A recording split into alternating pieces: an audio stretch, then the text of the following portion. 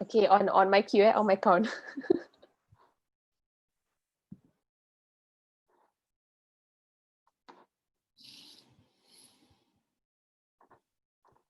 Okay, in 3, 2, 1, and we're live.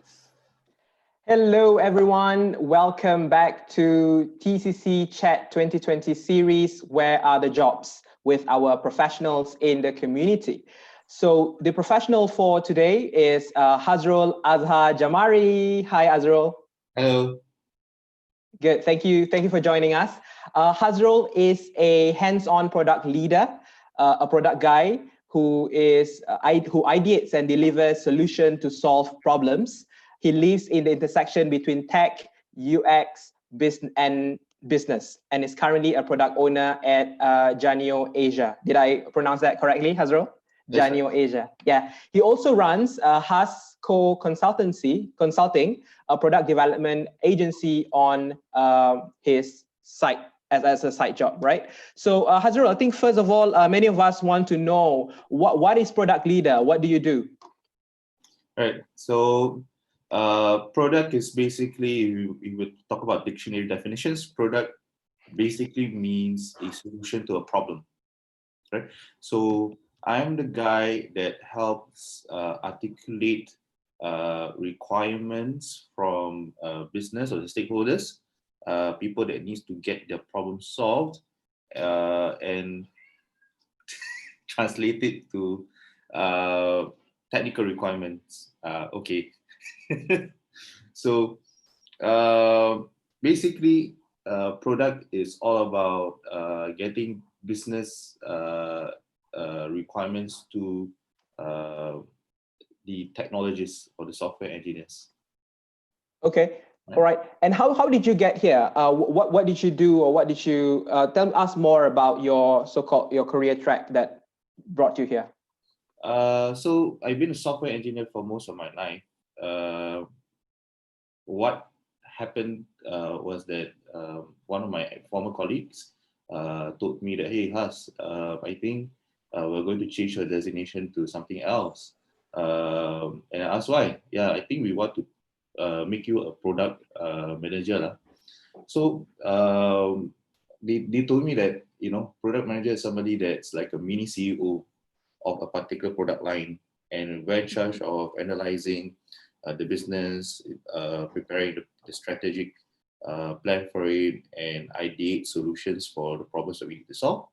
And we coordinate with our development team. So we are in a way leading the development team to get these requirements, clarify them, translate them to technical requirements, and get them over to solutioning, right? And as a result, that piqued my interest. I realized that, yeah, you know what, that process of building a software, that's the part that I'm most interested in, and that's the part that makes me really happy.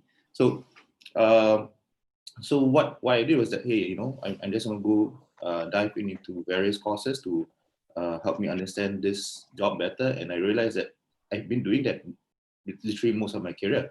So product management is a discipline within solutioning, where we are articulating with all the business stakeholders, understand and listen from their requirements, go down to the ground, understanding what are the problems that they have, and being able to articulate those problems to technologists, get them to empathize with the user, build user flows, UX, and all this, and being able to prototype it and help the technologists understand on how to code up that solution.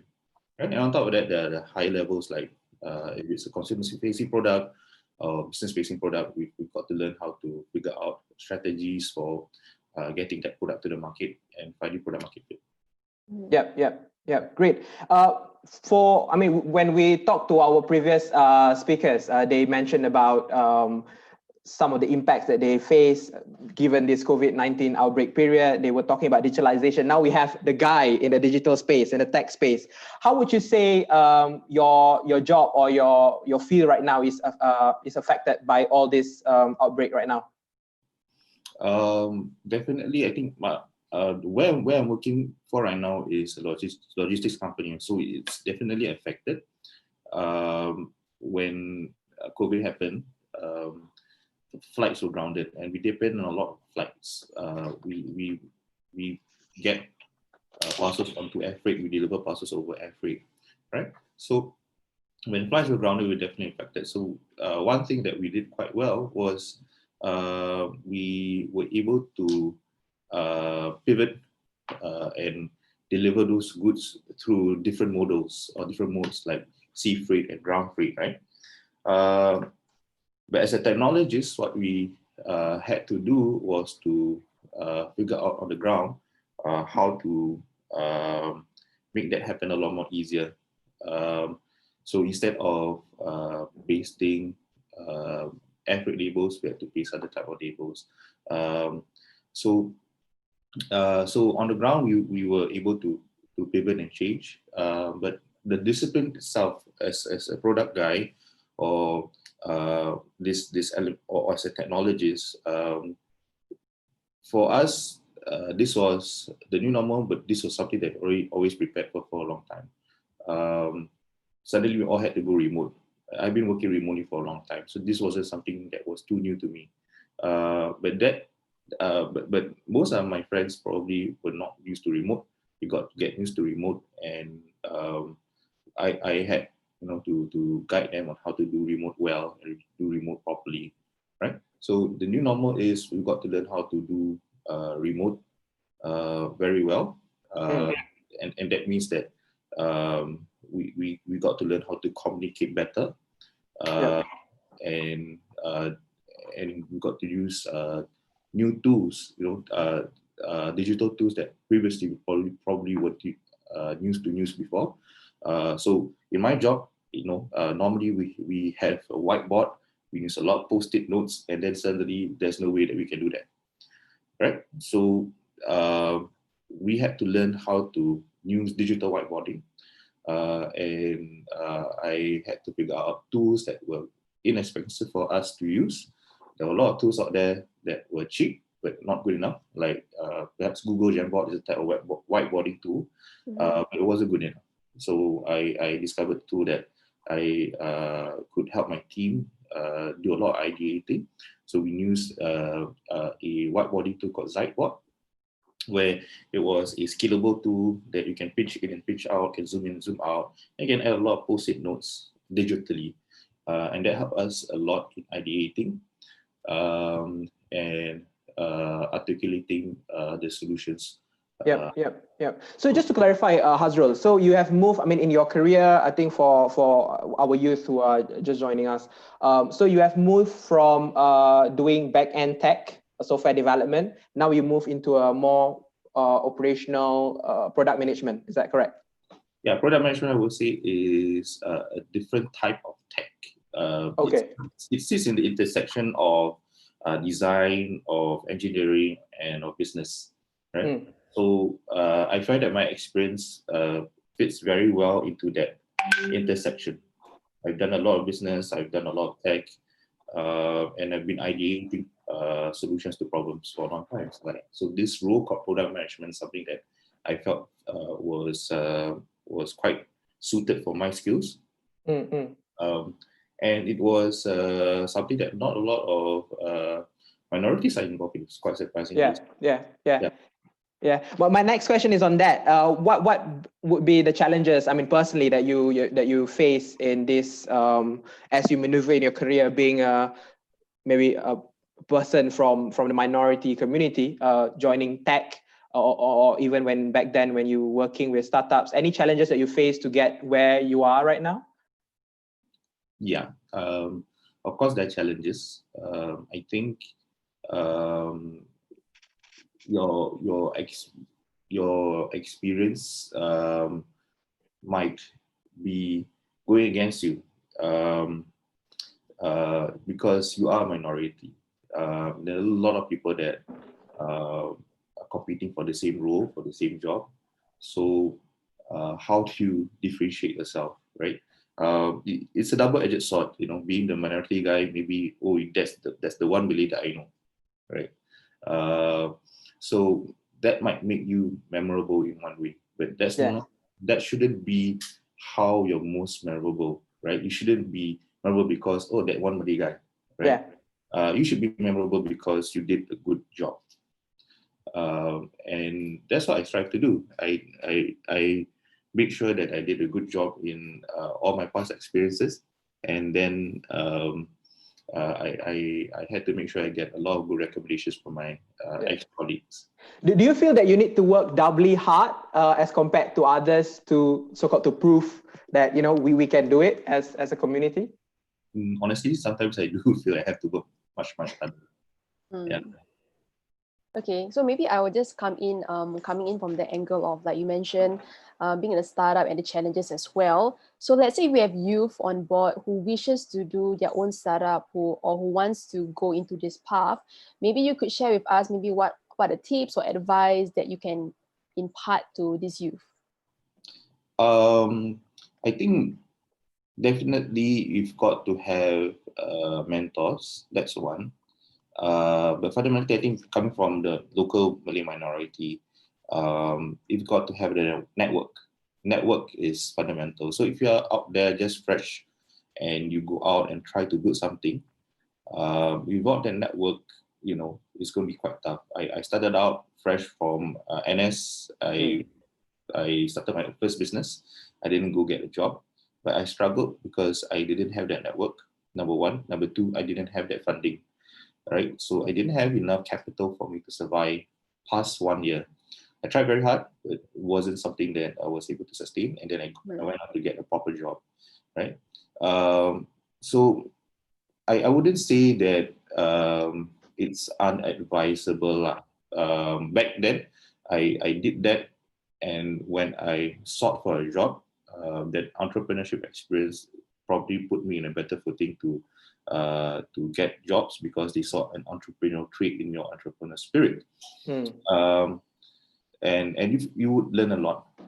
But I think if you wanted to position yourself for success, it is better for you to have a career first, at least a few years in the industry, get to know people in higher positions, better positions. Because when you then start your first business, what normally would happen is that these people, your ex-colleagues, would probably be your first customers, right? Mm-hmm. And that's a lot better than your former school friends that may or may not be your first customers, because when they come out into the industry, they're also trying to find a job and might not have the same purchasing power as somebody that have already been working, right? So I would say, even if you wanted to try something when you are young, I would say try it in school, because the room for failure is still a lot.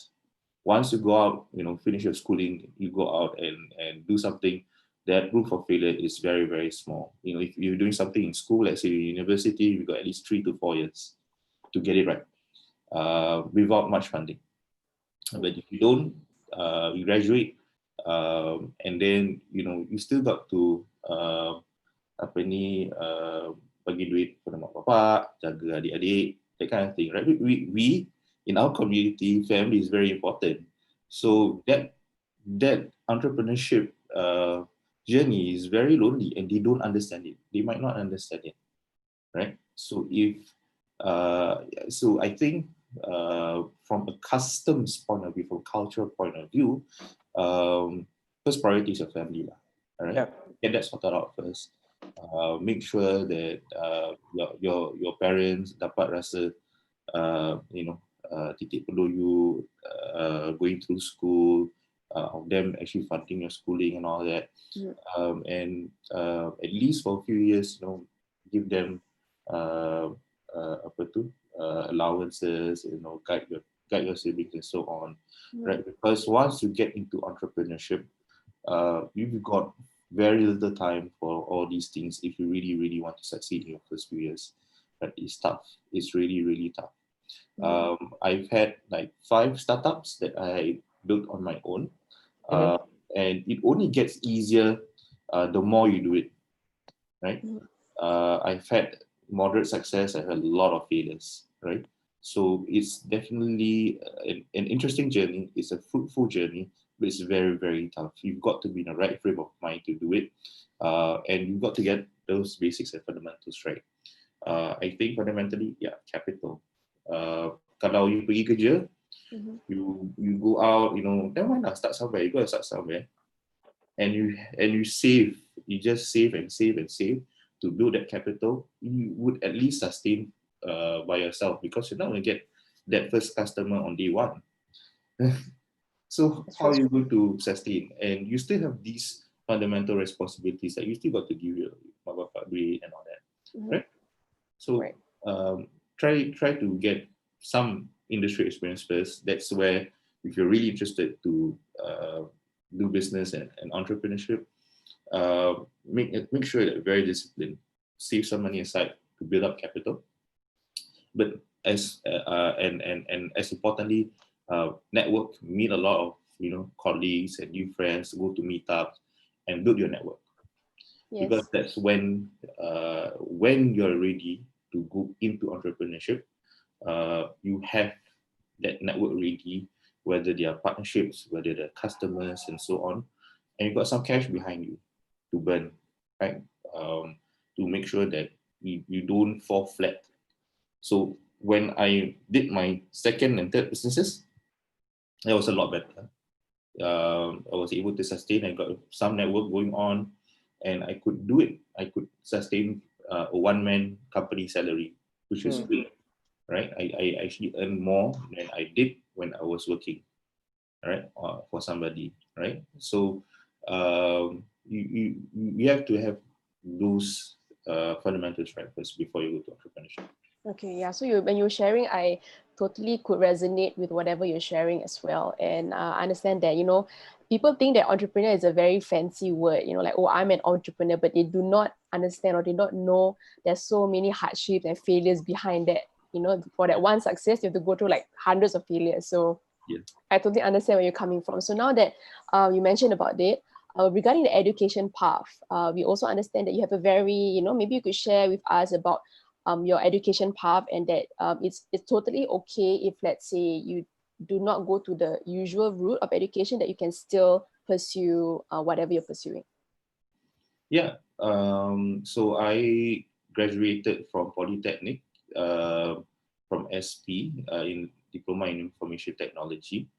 So I think for a lot of Malays out there, conventionally, you go to a course. For some of us, you go to a course because government say, oh, IT very good. Yeah. Yeah. So yeah, I listened to the government. I said, okay, this is what we're going to do. All right. And I did quite well in my first year, not so much my second and third year. I take responsibility for that because I wasn't, I would say, as a young teenager, as an adolescent, I wasn't prepared for being in social environments, learning like, oh God, a person of the opposite gender, later and all that, when things happen, you get depressed.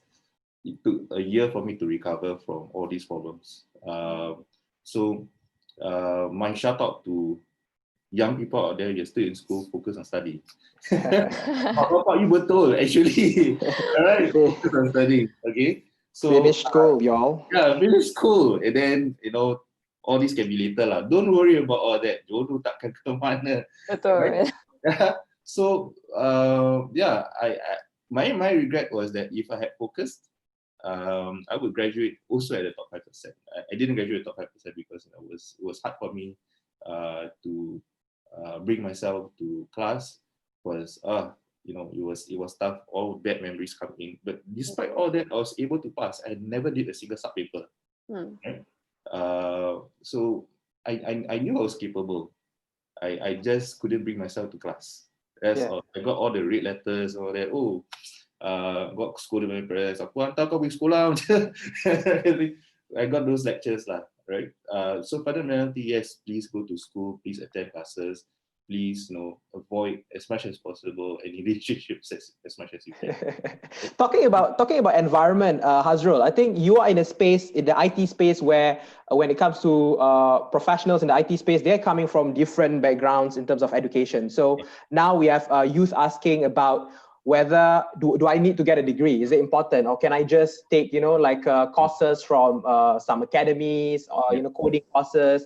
I mean, you have interacted with the professional in the IT space. What do you feel? What's your advice on this? Whether degree is necessary for those who want to be in the IT space? And number two, if you compare across your other IT professionals, what are some of the advantages, disadvantages on this? So it's not necessary for you to get a degree in order to enter IT. A diploma is enough, but it is advisable to do so. If you can, if you are capable, please do get a degree, because that would put you in a better position, right? When you go out and get jobs. Yes, government today is saying, it's not necessary to get a degree. Skills are more important. I think it will take some time for industry to respond to that, because reality is that people are still looking for degrees in order for them to differentiate between candidates. So if you don't have degrees, fundamentally in IT, what's most important is your portfolio, your project. If you can build a product, code something up, that would probably be put you in a better position than other degree holders. So that's what I did. Right, I didn't have a degree. I got only diploma. I started a business and I built a product. Right, so that helped me get a better job. Right, but if you do have a degree and you also build a product, that's even better, right? So if you're capable, if you think you can do it, get a degree, but also build something on the side, build a product, build a project, and that will definitely put you in a better position than those that don't have a degree. Yep. Second reason is that why stay in Singapore, right? You should open up your possibilities. It's not just jobs that are available in Singapore. There are many jobs available everywhere. And if you need to migrate, fundamentally a degree is your minimum. All these countries, when they accept migrants, they need to see a degree. So in reality, if you want to go outside of Singapore, you still do need a degree, right? So summarize, to enter, not necessary. What will really make you different from others is a project, a product that you have done, built, sold to the market, that will help you, right? But if you can, please do a degree. I think it's really, really important, because that gives you the fundamentals. A degree course in computer science is way, way different and more intensive than a diploma course in IT or computer science. It's a huge, stark difference, I can tell you that. So make sure that at least, even like myself, I did a degree course, I dropped out. But that experience helped me learn, oh my God, the courses are very different. The instructors, the lecturers are very different. The way that they teach you is very different. A degree course will help you, even if you drop out, a degree course will really help you see that difference and make you a better software programmer, right? That's what I saw. Great. Thank you so much, Hazrul. I think, it has been a useful conversation. I hope, especially for the youth who want to enter the IT space or the technology space, like what you did and what currently you are doing.